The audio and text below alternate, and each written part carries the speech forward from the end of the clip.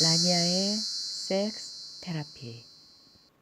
안녕하세요. 세라피스트 라니아입니다.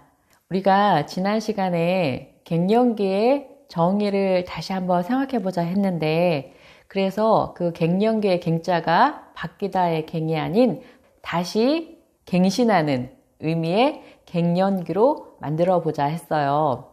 그러면 구체적으로 그 방법들이 어떤 것이 있을지 한번 생각해 볼게요. 일단은 우리가 어떤 변화, 그러니까 다시 시작하기 위해서는 자신의 의지가 일단 가장 중요하다고 했고요. 그 다음은 어떤 외부적인 도움이라고 생각을 해요. 저는 그 첫 번째가 바로 호르몬제 복용이에요. 사실 그 폐경이라는 걸 겪으면서 가장 큰 변화의 원인이 바로 호르몬이거든요. 그래서 우리가 그 호르몬제를 먹는 거에 대한 부정적인 인식이 아직도 너무 강하다 보니까 건강식품으로 대체하는 것만으로도 충분하다라고 오해하시는 분들이 아직도 상당히 많더라고요. 하지만 그러니까 호르몬제를 직접 먹는 거와 그 대체식품을 먹는 거는 비교할 수 있는 수준이 아닌 것 같아요. 그래서 가족력에서 뭐 유방암이나 혈전에 관련된 혈관 질환이라든지 그런 게 있지 않다고 하면, 그리고 또 폐경이 된 지 10년이 지나지 않았다고 하면 일단은 여성 호르몬제를 복용하시는 게 제일 맞는 것 같고요. 그리고 그 호르몬제를 복용하기 전에 일단 당연히 호르몬 검사는 해보셔야 될 거고, 그 다음에 뭐 자궁 수술을 한 유무에 따라서 또 자기 호르몬 상태에 따라서 호르몬제는 다양하게 복용을 할 수가 있거든요. 근데 참 아쉬운 거는 이렇게 우리나라 여성들이 아직 그 호르몬제 복용하는 거에 대해서 너무 소극적이다 보니까 사실 호르몬제가 경구용, 그러니까 입으로 먹는 것보다 경피용의 효과는 더 확실하고 좋거든요. 그래서 질에다가 직접 뭐 넣는다든지 바른다든지 하는 그런 제품들이 있는데, 우리나라에서는 이제 더 이상 그 제품들이 수입도 안 되고 판매도 되지 않는 걸로 알고 있어요. 그만큼 수요가 없다는 얘기겠죠. 그래서 우리나라 여성들의 인식이 빨리 좀 바뀌어서 그 호르몬제에 대한 오해가 좀 많이 풀리고 적극적으로 이 제품을 찾는 여성들이 좀 많아진다고 하면 다시 수입되지 않을까 싶어요. 그래서 호르몬제를 일단 반드시 드시는 게 이룰 수 있는 실보다 득이 훨씬 더 많기 때문에, 그리고 이런 부분은 저 아니더라도 그 의학 채널이라든지 또 전문 선생님들이 이런 호르몬제에 대한 영상들을 굉장히 많이 준비를 하셨더라고요. 그러니까 호르몬제에 대한 오해가 있거나 망설였던 분들은 그런 채널을 통해서 올바른 의학적 상식을 갖고 호르몬제를 드시기를 꼭 추천을 드리고요. 두 번째는 섹스를 배워야 한다는 거예요. 우리가 자신의 몸을 탐구하는 시기로 갱년기를 지내보자고 했잖아요. 그런데 그 탐구하는 게 자칫 또 잘못 탐구했을 때는 엉뚱한 방향으로 갈 수가 있거든요. 그래서 가끔 보면 우리가 왜 늦바람이 무섭다고 그랬잖아요. 평생 성에 대한 즐거움을 모르고 살던 여성이 어떤 우연한 만남으로 성에 대해서 눈을 뜬 후에 진짜 아무것도 안 보이고 오로지 그 자기한테 즐거움을 주는 남성밖에 안 보이게 되는 그런 이제 현상도 생길 수가 있거든요.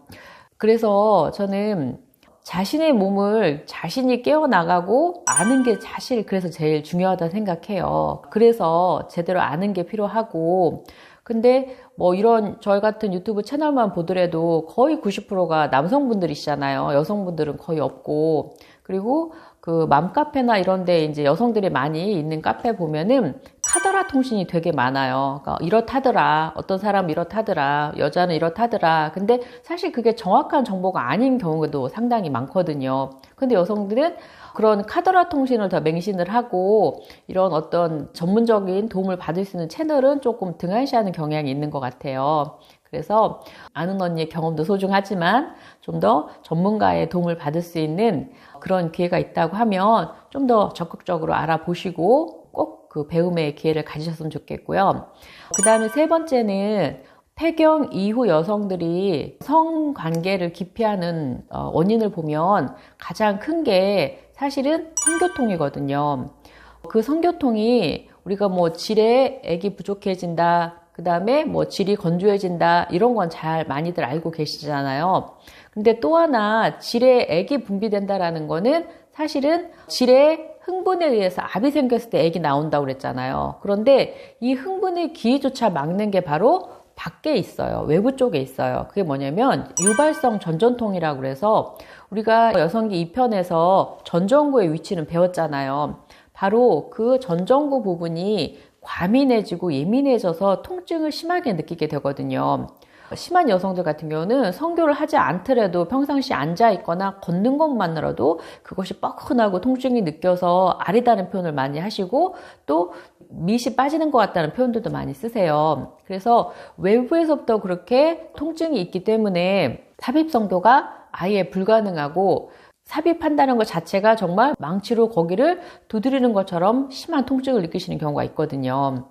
그래서 이렇게 외음부 전정통부터 질 안에 건조에 의한 통증까지 사실 통증을 유발할 수 있는 비율이 훨씬 높아지기 때문에 이런 통증을 완화시킬 수 있는 역할을 할 수 있는 제품들을 먹거나 구입하셔서 활용을 하시는 게 현명한 선택이라고 보거든요. 그래서 앞에 말씀드린 호르몬 치료를 병행하지 않고는 사실 이런 통증 문제를 100% 해결하기는 어렵거든요. 그래서 호르몬제를 복용하는 것과 동시에 또 윤활액이 부족하다 그러면은 당연히 애에게 나오는 성분과 비슷한 수용성의 윤활액을 사용을 해주신다든지, 그리고 또 여성들이 우리가 세안을 하고 나서 피부가 건조하면 바로 고보습의 에센스나 크림 같은 걸 바르잖아요. 하지만 질이 건조할 때는 거기다가 무언가를 바르고 할 생각을 안 하시더라고요. 똑같은 피부인데도 불구하고. 그래서 질이 건조한 게 좀 심하다 하실 때는 사실 관계 시에 쓰는 윤활액만 갖고는 부족하거든요. 그래서 그때는 질을 좀 더 촉촉하게 만들어줄 수 있는 질 세럼을 사용하시는 걸 권장을 드리고요. 그 다음에 이제 마지막으로 화장품에도 보면 전자 디바이스 제품들 많잖아요. 그러니까 흡수율을 더 높게 해주기 위해서 쓰는 전자 제품들이 있는데, 요새 산부인과에도 보면은 여성의 질을 관리해주는 그런 프로그램들이 굉장히 많아요.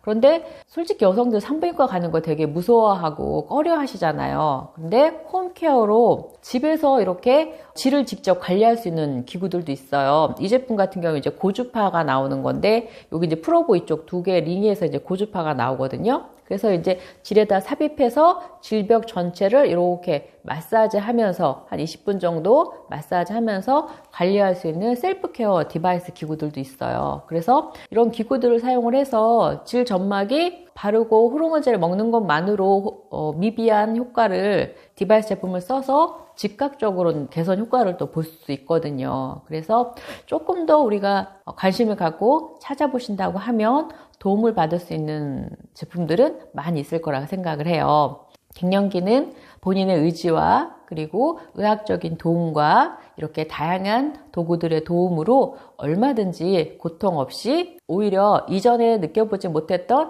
새로운 즐거움을 찾을 수 있는 시기가 분명히 될 수 있을 거예요.